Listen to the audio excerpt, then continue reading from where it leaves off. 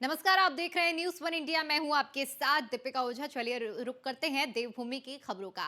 CM Pushkar Singh Dhami Khatima दौरे पर हैं। आपको बता दें कि बंडिया में जन मिलन कार्यक्रम में सीएम धामी ने हिस्सा लिया है। बीजेपी नौसर मंडल में इस कार्यक्रम का आयोजन किया गया था। इस दौरान बीजेपी प्रत्याशी अजय भट्ट भी मौजूद रहे हैं। साथ ही साथ आपको बता दें कि सीएम धामी के साथ में अजय भट्ट मौजूद रहे हैं। इसके अलावा सीएम ने बीजेपी प्रत्याशी अजय भट्ट के समर्थन में वोट भी मांगे हैं। तो जानकारी आपके साथ खटीमा से साझा कर रहे हैं, जहां पर जन मिलन कार्यक्रम में सीएम ने हिस्सा लिया है और बीजेपी नौसर मंडल में इस कार्यक्रम का दरअसल आयोजन किया गया था। और इस कार्यक्रम के जरिए बीजेपी प्रत्याशी के लिए सीएम पुष्कर सिंह धामी की ओर से वोटों की अपील की गई है। दरअसल आपको बता दें कि भारतीय जनता पार्टी के प्रत्याशी अजय भट्ट, जिनके समर्थन में वोट की अपील सीएम पुष्कर सिंह धामी की ओर से की गई है। ये तस्वीरें भी हम आपको दिखा रहे हैं। बीजेपी नौसर मंडल की ओर से इस कार्यक्रम का आयोजन किया गया था। तो ये तस्वीरें हम आपको दिखा रहे हैं, जहां पर भारतीय जनता पार्टी के ग्रामीण नौसर मंडल में ये कार्यक्रम आयोजित किया गया था। उत्तराखंड के अंदर समान नागरिक संहिता का कानून पास करेंगे, लागू करेंगे। मुझे बताते हुए खुशी हो रही है कि उत्तराखंड ने यूसीसी समान नागरिक समानता का विधेयक उत्तराखंड की विधानसभा से पारित कर दिया। राष्ट्रपति महोदय ने भी उस पर हमको अपनी स्वीकृति प्रदान कर दी है। हमारे नौजवान भाई, युवा भाई, हमारी बहनें, हमारे बेटे बेटियां जो तमाम परीक्षाओं में भाग लेती थी, उनका नंबर इसलिए नहीं आता था कि नकल के कारण नकल माफियाओं से साठगांठ करने वाले, जिनके अंदर अकल नहीं होती थी, उनका चयन नौकरियों के लिए हो जाता था। भाइयों बहनों, जो ईमानदार मेहनत करने वाले हमारे प्रतिभागी थे, गरीब माता पिता के बेटे बेटियां थी, उनका नंबर नहीं आता था। हमने नकल करने वालों के खिलाफ, नकल माफियाओं के खिलाफ एक कड़ा और ठोस फैसला लिया।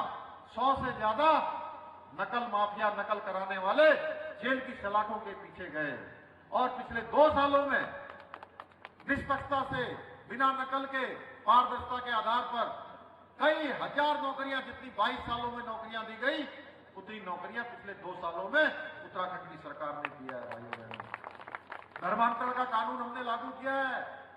धर्मांतरण एक बहुत बड़ी समस्या है और मैंने ये धर्मांतरण का जो ये पाप है, ये गुण है, ये कहीं और नहीं देखा।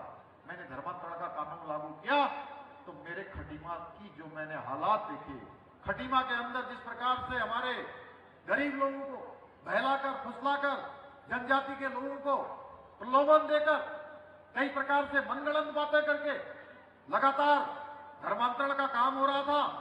हमारी अस्मिता से खिलवाड़ का काम हो रहा था। भाइयों बहनों, हमारी जो यहाँ का मूल स्वरूप है, जो जनजाति समाज हो, हमारा पिछड़ा समाज हो, हमारा जो गरीब समाज है, उस समाज की डेमोग्राफी को बिगाड़ने का काम हो रहा था। इसलिए हमने सख्त धर्मांतरण का कानून लागू किया है। भाइयों बहनों, अब कोई धर्मांतरण करवाते हुए पकड़ा जाएगा तो उसको 10 साल तक की सजा दी जाएगी। रविंदर जी, तुम लोगों की जिम्मेदारी है कि अब मेरे इस क्षेत्र, सीमांत क्षेत्र खटीमा में एक भी धर्मांतरण नहीं होना चाहिए। कहीं धर्मांतरण होगा और उसकी रिपोर्ट होगी तो धर्मांतरण करवाने वाला, करने वाला सारे उसकी परिधि के अंदर आएंगे। किसी प्रकार से भी ये हमारा जो समाज है, इसकी संस्कृति समाप्त नहीं होनी चाहिए। भाइयों बहनों, प्रदेश के अंदर दंगा, उपद्रव, आगजनी, मारपीट, इसका कोई स्थान यहां नहीं है।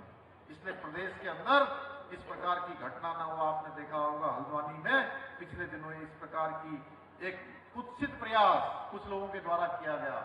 अब भविष्य में कोई भी उत्तराखंड के अंदर दंगा करने की नहीं सोचेगा, उपद्रव नहीं करेगा, कोई तोड़फोड़ नहीं करेगा, कोई बवाल नहीं करेगा। भाइयों बहनों, कोई शांति भंग की कोशिश नहीं करेगा।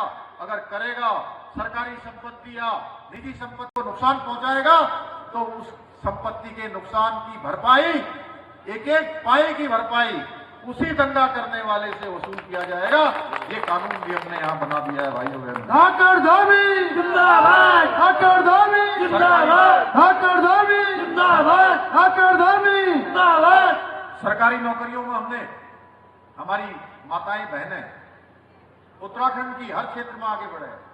ये हमारा संकल्प है और हमने 30% का